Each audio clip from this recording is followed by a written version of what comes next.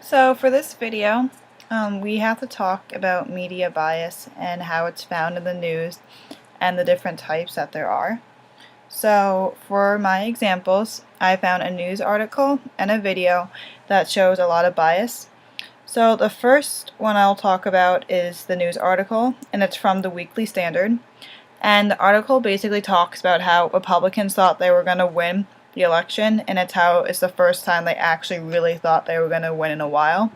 So the article states that in the beginning, and then as it continues, it talks about how even though a Democrat is the president, there still are a lot of Republicans found in the House of Reps, and how they have a good amount of control over what is happening.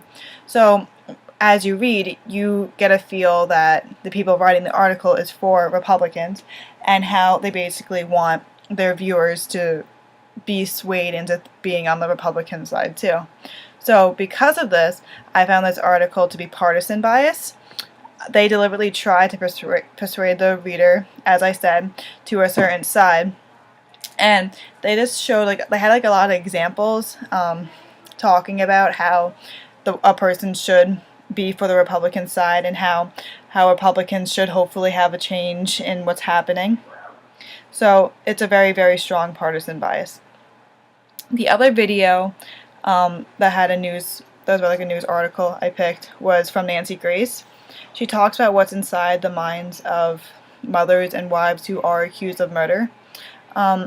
She basically accused it was about a specific case, but she's accusing the woman of being crazy instead of having a mental illness, when in fact the woman actually had a mental illness. So she basically tried to persuade the viewer into thinking that there was nothing psychologically wrong. It was just the woman itself being crazy. So when you listen to what she's saying, you hear how she's trying to brainwash the viewers.